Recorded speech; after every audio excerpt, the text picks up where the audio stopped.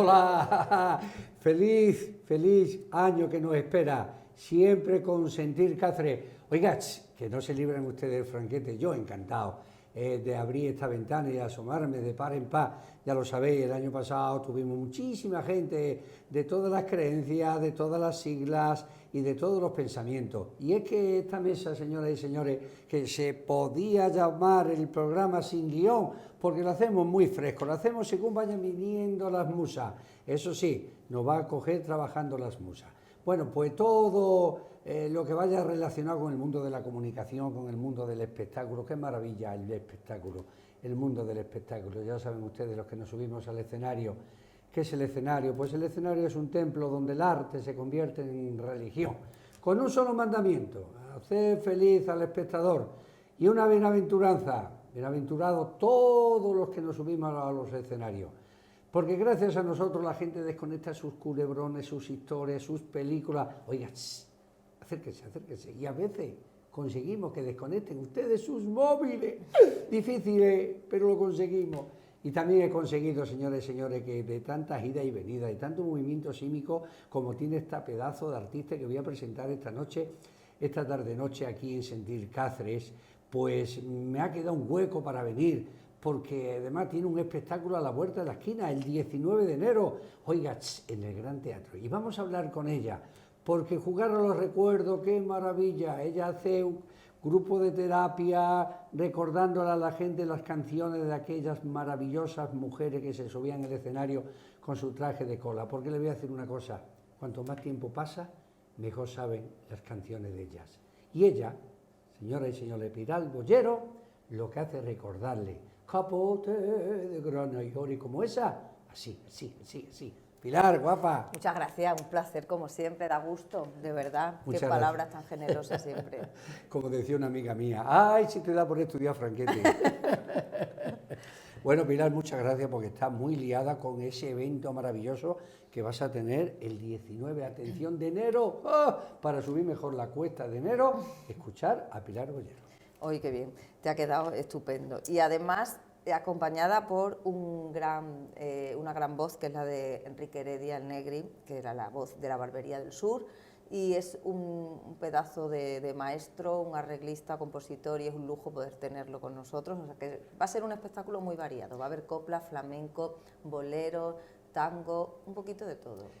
Acaba de decir ella, porque es sencilla y humilde, Pilar, ha dicho que para ella es un placer cantar con ese hombre, pero para él también, Pilar. Bueno, yo tengo la suerte, y tú lo sabes, de haber hecho cosas con artistas muy grandes y de trabajar pues con él, o con Valderrama, o con Martirio, o con Clara Montes. Para mí es un lujo, porque creo que soy una privilegiada, ¿no? Y aprendo muchísimo. Que tú sabes que esto consiste en no dejar de aprender nunca, de ilusionarte y de querer hacer más cosas, ¿no? Tener afición.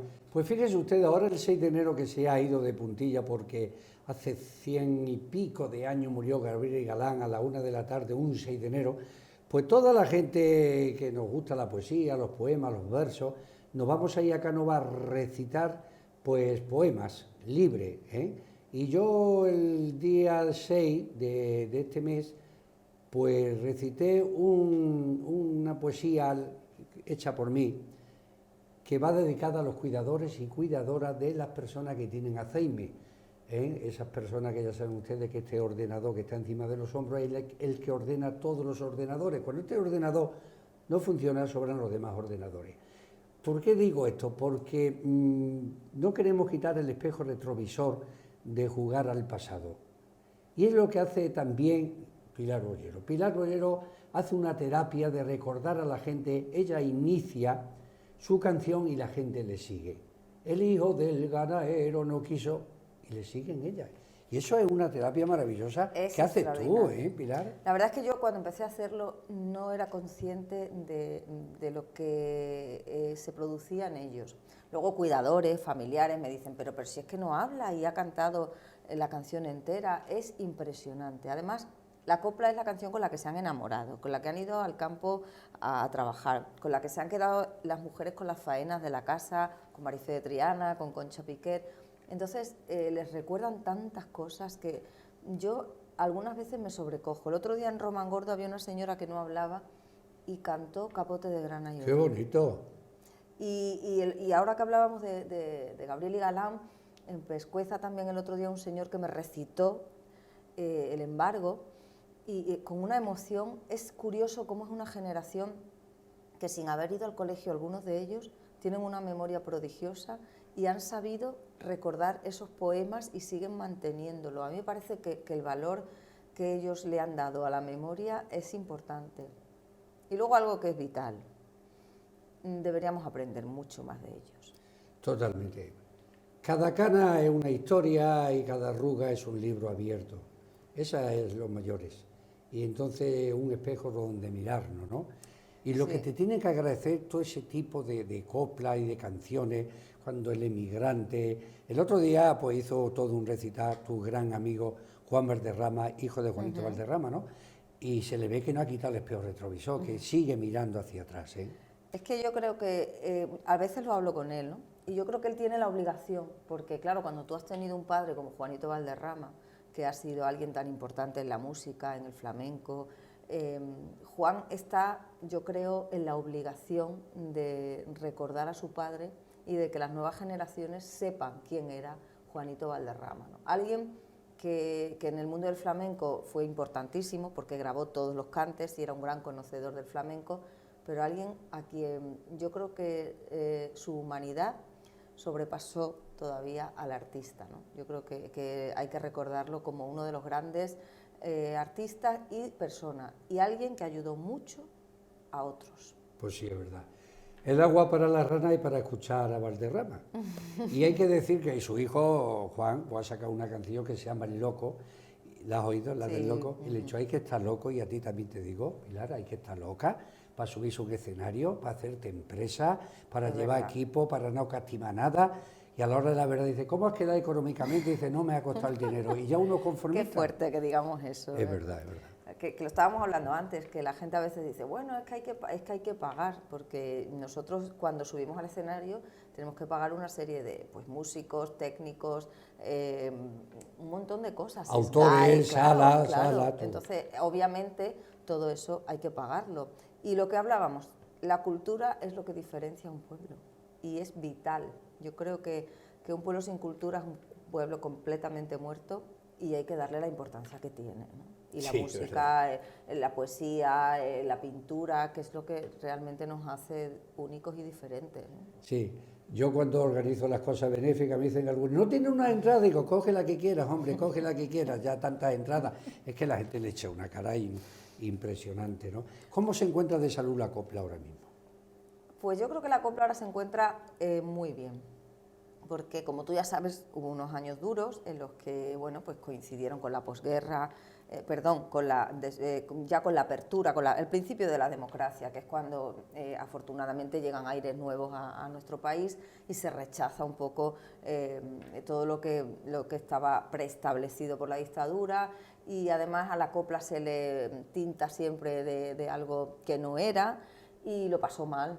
Pero yo creo que ahí hubo importantes figuras como la de Carlos Cano, que yo siempre cuento como él, siendo un intelectual, un día se sienta y dice, pero bueno, ¿qué estamos haciendo con esto que es la memoria sentimental de nuestro pueblo?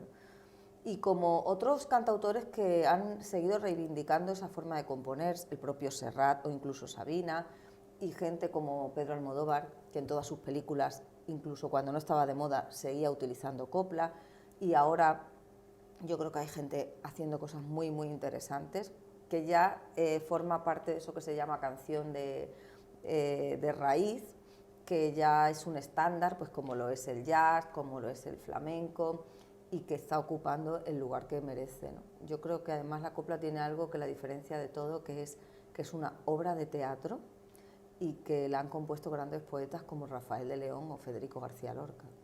Oye, Pilar, cuando mezclamos el solomillo con el pastel de hojaldre, ahí hay una mezcla, quiero decir, la función de los ritmos a la copla. Tú que eres una purista, pues tú eres una purista de la copla, ¿no? Sí, pero bueno, yo he fusionado mucho. Tú no comes jamón entrevolado, tú comes el pata negra, ¿no? De la copla, ¿no? Sí, pero bueno, yo reconozco que la fusión ha sido y es importante, porque si no hubiera sido por la fusión, no se hubiera revalorizado el género. De hecho, hablábamos antes de Carlos Cano, por ejemplo. Los primeros arreglos que le hace Benjamín Torrijos a Carlos Cano, hubo una crítica en un periódico que lo ponían a caer de un burro, o sea, Sí, normal. Y si no hubiera sido por esos discos o los de Martirio con Chano Domínguez, posiblemente la copla no hubiese evolucionado, ¿no? Yo siempre he sido muy defensora de la fusión siempre y cuando esté bien hecha, y de hecho me parece maravilloso probar cosas nuevas. De hecho yo he hecho canciones con Jerry González, Jorge Pardo, Ara Malikian, y me encuentro muy cómoda en ese territorio, pero hay que no olvidar la pureza. A mí me hace mucha gracia cuando gente joven que empieza dice, es que yo lo que quiero hacer es lo que hacía, yo qué sé, pues lo que hacía Carlos Cano, ¿vale? Sí, pero Carlos Cano antes de hacer eso se había escuchado todos los discos de María Dolores Pradera, de Edith Piaf, de Amalia Rodríguez, de Lola Flores y de Imperio Argentina. Entonces, si queremos evolucionar y si alguien quiere hacer lo que ha hecho Miguel Poveda, que es un pedazo de maestro, para hacer lo que ha hecho Miguel Poveda ha estudiado mucho a los grandes. De hecho, yo recuerdo que Miguel llamaba a Marifé de Triana y la llamaba con un respeto y una admiración impresionante. Entonces, yo creo que para poder versionar y hacer cosas con respeto hay que aprender e ir siempre a lo puro y beber de ello. Y beber de ello. Fíjense ustedes que el año pasado se nos fue Chiquito de la Calzada, se nos fue Chiquetete y ahora el que está asustado es Chicote. Y hablando precisamente de Chiquetete, también fue muy criticado y tirándole piedra los del flamenco, ¿eh? Eso suele pasar. Cuando Chiquetete le dio un giro al flamenco, ¿no?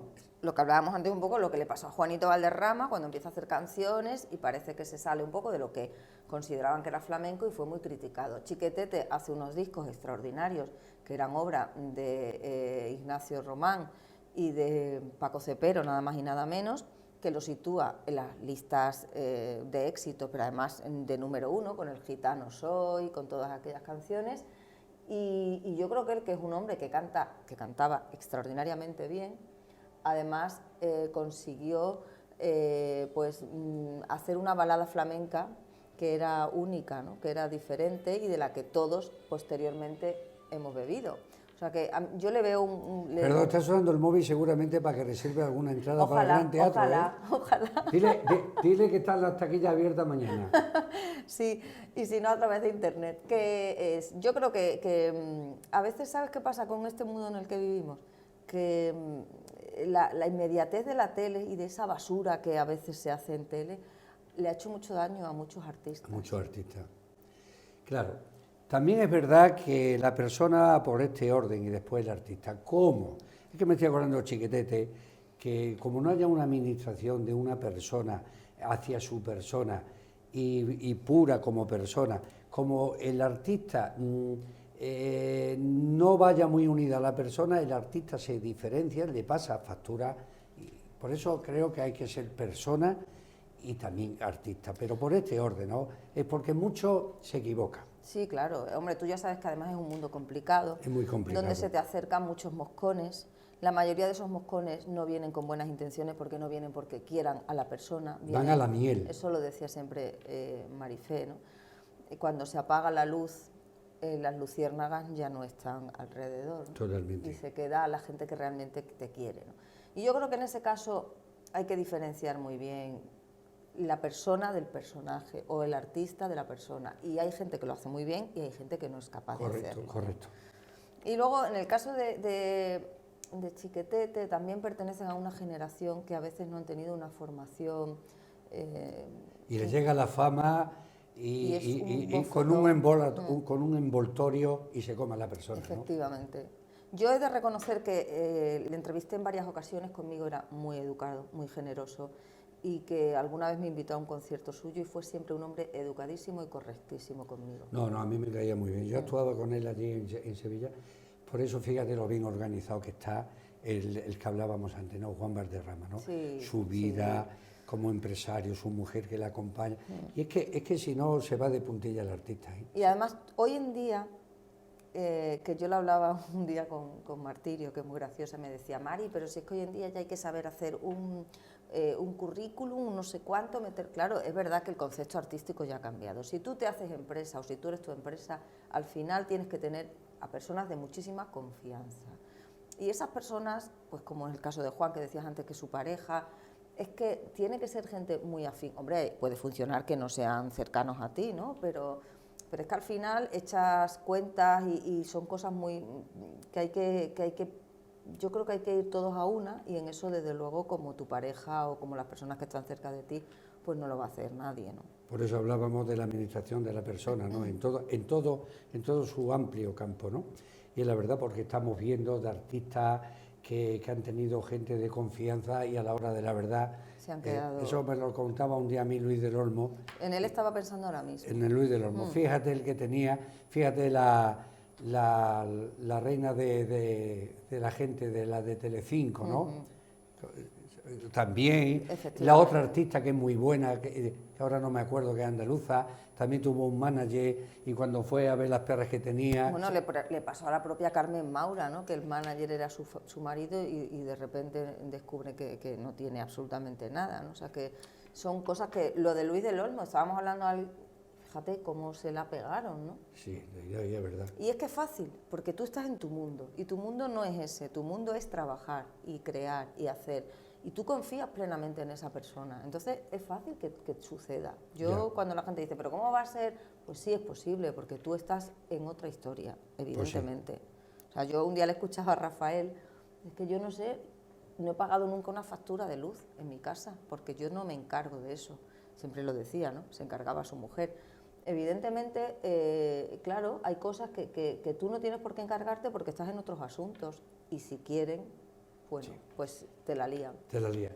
Habría observado que no hemos vestido del hombre rana y estamos buceando pues, en la filosofía del mundo del artista, que solamente le vemos en el escenario, pero detrás de ese artista, fíjese ustedes el mundo que hay, ¿no?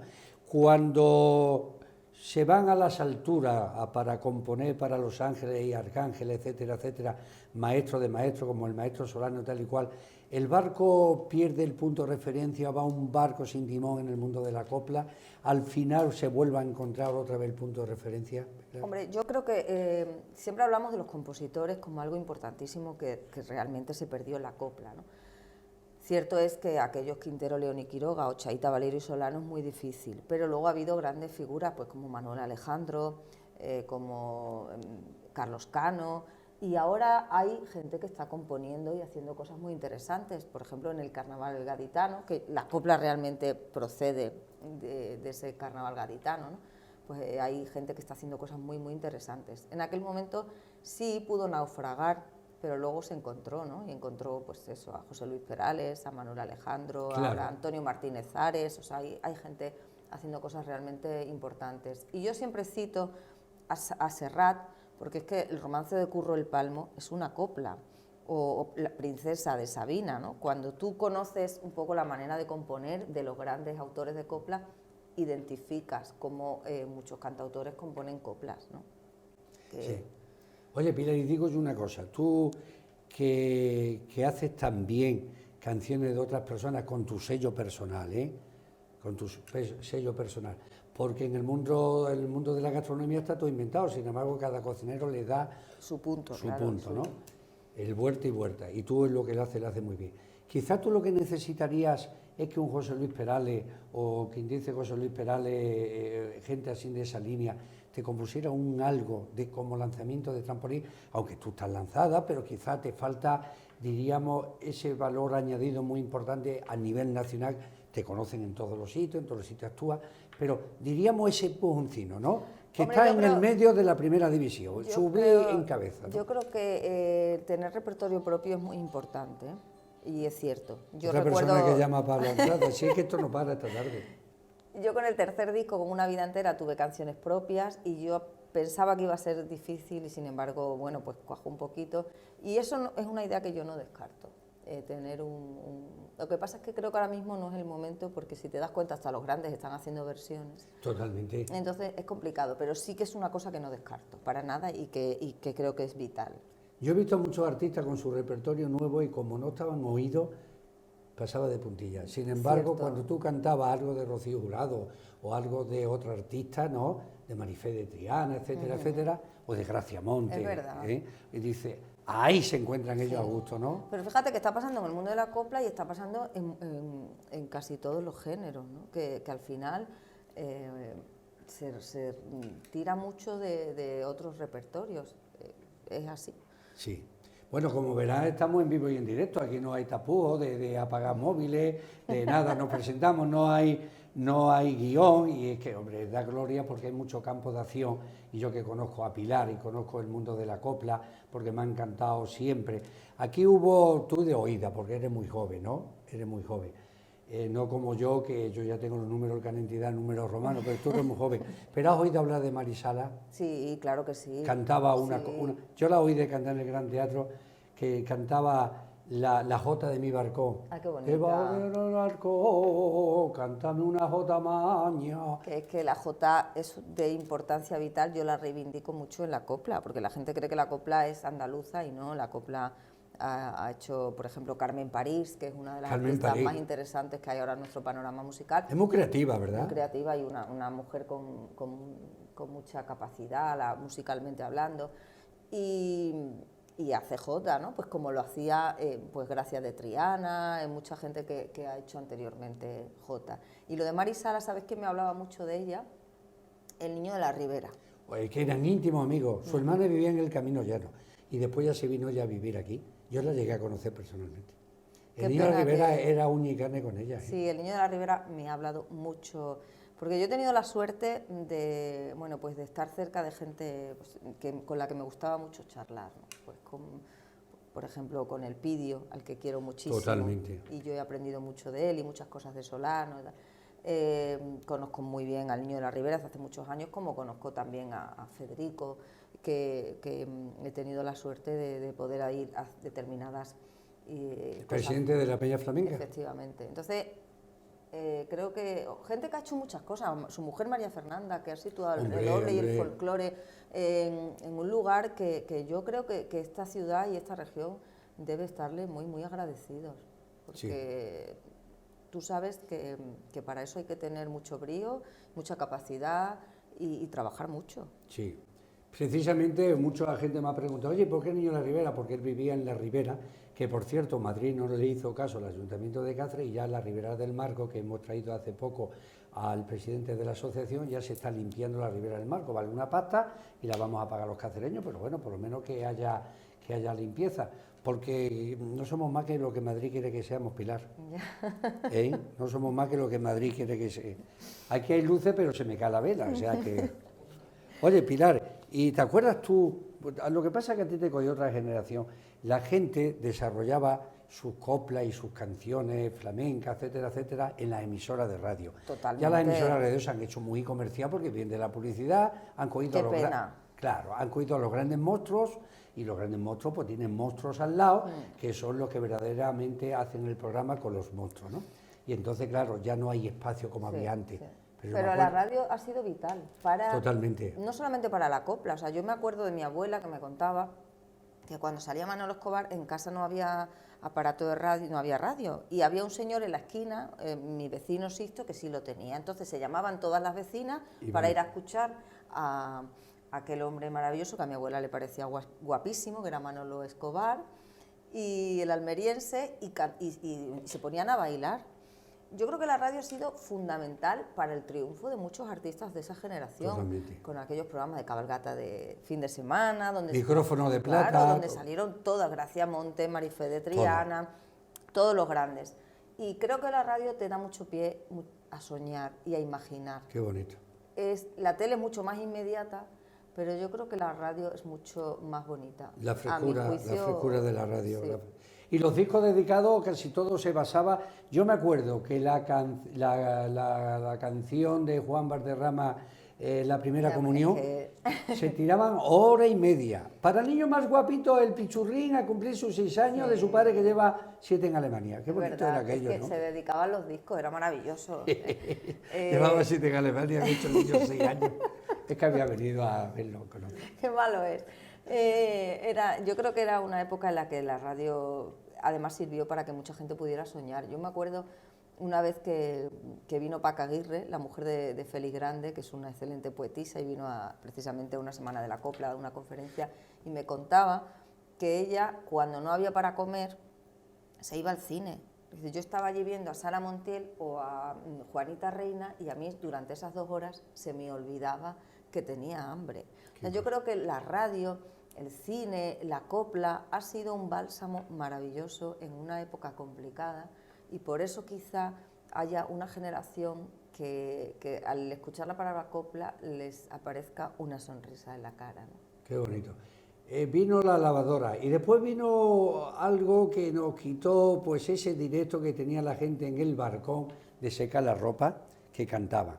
Porque Mucho. después ya vino la secadora y ya no escuchábamos, pero ¿cuántas Ya no se coplas canta habrá nada. cantado en los balcones? Hoy leía una cosa muy curiosa de Manuel Román, que decía que cuando componen Rafael de León y Quiroga Rocío, todas las chicas que trabajaban en casas pues la cantaban. Y ya uno puso, se busca chica para trabajar en casa que no se sepa Rocío. O sea, que era impresionante. Yo me acuerdo que entonces se cantaba Que mucho, no se sepa Rocío. Claro. Y yo siempre lo cuento en mis conciertos. Yo aprendí una copla, la primera que yo aprendí, que era La Campanera, y la aprendí porque mi abuela, cuando lavaba la ropa, que entonces, como tú muy bien has dicho, no había lavadora, la lavaba en el regato en Salorino. Correcto. Pues mi abuela cantaba La Campanera, y así aprendí yo La Campanera. Entonces se cantaba mucho más que ahora. Sí, bueno, a mí mi Pilar me daba mi madre un tazón de vino de quina con un huevo y yo iba cantando campanera al madruelo y decía la gente, qué alegre va. Y lo que iba era caliente, ¿no? Te soy sincero, porque era un tazón de... Es que la vino campanera quina. ha sido muy... Santa Catalina. Y le echaba a mi madre un huevo, ¿no? Y entonces, claro, Para decía que la tuviera gente, alimento, decía mi claro, madre. pero Claro. que me echaba demasiado vino. Y yo iba cantando, ¡ay, campanera! Y decía mi madre, el único niño que canta, qué alegre va, lo que verá calentino, la verdad, ¿no? Quiero decir que la campanera ha sido una pieza que Uy, muy socorrida, ¿eh? Siempre. Y yo cuando la canto en las residencias, no sé por qué, es la canción que más recuerdan o que más quieren o que más les gusta interpretar. Es increíble lo de la campanera. Sí, sí, la campanera, que no sabemos de dónde viene la campanera, porque ha habido tantas versiones. Pasa como tengo una vaca lechera, no es una vaca cualquiera, la cantaba hasta en los albas. Claro, luego, En plan hombre, moderno, yo ¿no? creo que La Campanera es una canción que se ha cantado en todas las orquestas, la cantan y todo. O sea, es Totalmente. como pasa con María la Portuguesa, ¿no? Que son canciones que ya forman parte del dominio público, ¿no? Sí, Pilar, más que vivir de la copla, tú vives para la copla. Pero claro, te dedicas las 24 horas del día al mundo tuyo, ¿no? Pues Y sí. mucha gente dirá, vive de la copla. Tú terminaste tu carrera de abogada, ¿no? Pero tú vas por la copla por derecho. No sé si por derecho, pero sí vivo por y para. La verdad es que no solamente en los conciertos, que es lo que más me gusta, pero ya sabes que también, afortunadamente, con el programa de radio, Tiene un programa de radio, que me gusta mucho el título, ¿se llama? Soy lo prohibido, Soy lo prohibido. sábados y domingos. ¿Quién prohíbe lo prohibido, no? Y es, bueno, pues ya no llevo 13 añitos, estoy muy contenta y es un programa de copla. Estoy dando también clases en la universidad de historia de la copla y cuando hago tele, cuando hago radio, cuando hago todo, al final todo gira en torno a la copla, ¿no? Es mi vida. Y sobre todo lo que hablábamos antes, ¿no? Que le despierta a la gente los recuerdos. Qué bonito es eso, ¿eh? Ese es un proyecto que a mí me gusta muchísimo porque me da muchas satisfacciones. Me emociona mucho y a veces es agotador porque tú ya sabes que ves cosas duras y vives momentos difíciles, pero yo creo que de verdad, que no está pagado con dinero las emociones que yo vivo en esos lugares. Claro que sí, porque jugar los recuerdos, lo volvemos a decir, es maravilloso, mejor sabe, ¿no? Yo lo hago mucho en los espectáculos cuando hay gente mayor con la publicidad, por ejemplo. ¿Se acuerdan ustedes de aquella yo, venga, 1, 2, 3, es el con loco, y salgan ellos cantando, Claro, ¿no? claro. Y eso quiera o no quiera, fíjate, en ese archivo, en ese ordenador que está... Es increíble. ¿Eh? Increíble como a lo mejor no recuerdan el nombre de sus hijos, que es triste, pero se saben Ojos Verdes enteros. Es la terapia de la música tú ya sabes cómo es, pero sobre todo de la copla, porque es ese género que ha sido el compañero de fatigas. Y además de una generación, que hay que decirlo, una generación que ha sido muy duro, que lo han pasado muy mal, que han peleado mucho, que han tenido muchos sinsabores y muy pocas satisfacciones para que nosotros ahora tengamos, afortunadamente, bueno, pues el bienestar que tenemos con nuestros derechos, con nuestras garantías, y eso se lo debemos a ellos, y se nos olvida, y a veces los arrinconamos y no los escuchamos. Y es verdad, y es verdad. Y a mí me parece un error gravísimo, del que nos vamos a arrepentir. Sí, conocieron guerra, conocieron posguerra, conocieron el año del hambre, ese trajín de tanta fatiga, de tantas historias, nos la han quedado en bandeja. Y encima el problema es que tenemos de todo y protestamos por todo. Esa es la historia. Mira, un día, y me encantó, Carlos Cano contaba que una señora de Sevilla, de estas señoras mayores, le había dicho, ahora, hijo mío, tenemos de topa la boca, pero napa el alma. Muy bien. Y me encantó cuando me lo contó, me gustó mucho. Es verdad. Y tenemos dinero y tenemos casa más grande, pero sin embargo se va la gente de los hogares y cierran las puertas por fuera y nos vuelven. Y subimos a la luna y nos cuesta cruzar a un señor mayor de un paso de cebra. Entonces el ser humano avanza hacia atrás. ¿Y cuánto necesitamos para saber cada día menos, no? Y debemos de ser, pues eso, conformistas y los niños que se porten bien, porque conozco a uno que en vez de llevarle los reyes del 2019 se han traído los del 2018, porque los niños, y venga, y venga, y venga. Le di a un niño, ¿cuánto le vas a pedir a los reyes? Dice, 4 cosas. En la radio se lo di y me dice, 4 cosas. Le digo, bueno, pues ya sabes que le tienes que dar la mitad a los niños que no tienen. Y dice, entonces pido 8, porque estamos haciendo una generación, ¿verdad? Es triste, porque somos unos consumistas. Y a los niños los estamos haciendo desgraciadamente muy consumistas y yo creo que es un error gravísimo. Un error. Y creo que tenemos que enseñarles a mirar mucho más y a reconocer pues eso, que hay mucha gente pasándolo mal y que no son necesarias tantas frivolidades. Sí, es verdad. Pilar, te voy a invitar este año, si Dios quiere y el tiempo no lo impide, que lleguemos a Navidad, porque yo voy todos los años en las Hijas de la Caridad, que saben ustedes que es el centro donde van pues los pobres, los nuevos corredores de bolsa, los que cogen la bolsa, que les dan la hermanita de las monjas y salen corriendo a casa. Esos son los nuevos corredores de bolsa y los nuevos financieros, porque duermen en las cajeras, en los cajeros automáticos por la noche. Qué triste cuando ves una imagen de esa. Bueno, pues hay una cena todos los años y este año, si Dios quiere, te voy a invitar. Pues para mí sería un placer, ya lo eso, sabes. Para que le cante alguna cocina mientras que ellos cenan, los Además, señores pobres. Yo además me parece que hay que tener sensibilidad y hay que, sobre todo, yo abogo mucho porque no seamos egoístas, que a veces, es que eso, como no está pasando en mi casa, es que eso, pero es que no, pero es que da igual, es que tú tienes que protestar por eso si es una injusticia, pase o no en tu casa. Totalmente. No podemos mirar para otro lado y lo hacemos mucho. Lo hacemos mucho. Ya lo dijo el maestro de maestros, ¿no? Que dicen algunos que nació en Tierra Santa, no, yo creo que nació en Extremadura, maestro de maestros. 33 años carpintero en paro y vivió con sus padres y nació en Belén a la de Trujillo, o sea que más extremeño no puede ser. Y quiero decir que el maestro de maestros dijo, ahí os encomiendo a los pobres. Algunos aprovechados han entendido iros comiendo a los pobres, sí, ¿no? Yo creo que a veces, independientemente de que seas o no creyente, creo que la palabra de Dios se malinterpreta bastante. Se hace un uso a la comodidad de cada uno. Totalmente. A la comodidad de cada uno, ¿no? Sí. Cuando queremos, lo que pasa es que muchas veces queremos conectar con él y no hay cobertura, porque, ¿me entiende? El ser humano es así. Bueno, Pilar, para ir terminando, vamos a hablar del día 19, que en el Gran Teatro vamos a estar, ¿eh? Digo si vamos a estar porque yo voy a estar, y te vamos a ver. Qué bien, pues va a ser el día 19, sábado, a las 20:30. 8:30, ¿no? A las 8:30.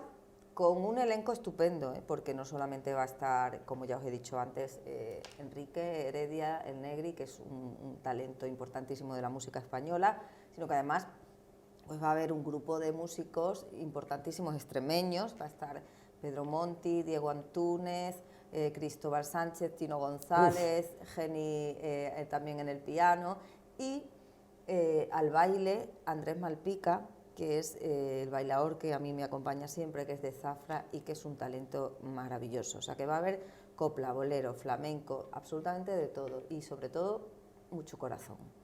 Sí, pues ya lo saben ustedes, porque es verdad que Pilar cuando sale al escenario va muy arropada. Todo eso es lo que decía ella antes, ¿no? Todo eso cuesta dinero, hay que sacarlo de las taquillas y lo que se dice al final, pues no me ha costado. Fíjate que conformista no me ha costado, ¿no? Porque tú podías llegar y decir, no, pues yo me lo monto con este, en el sentido artístico de vamos los dos solitos, nos llevamos un guitarrista y pongo el cazo, ¿no? Y sin embargo le das a la gente... Ya, no, es una cosa que...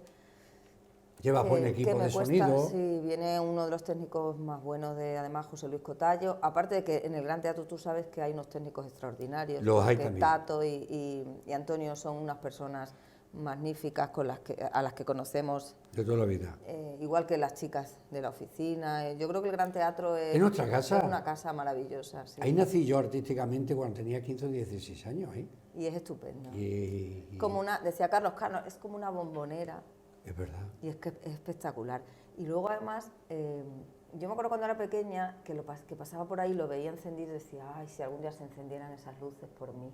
Entonces yo creo que esas cosas no hay que olvidarlas, porque aunque la hayas encendido en varias ocasiones, tienes que entender el concepto de la responsabilidad y no puedes darle al público cualquier cosa. No, al público no se le engaña.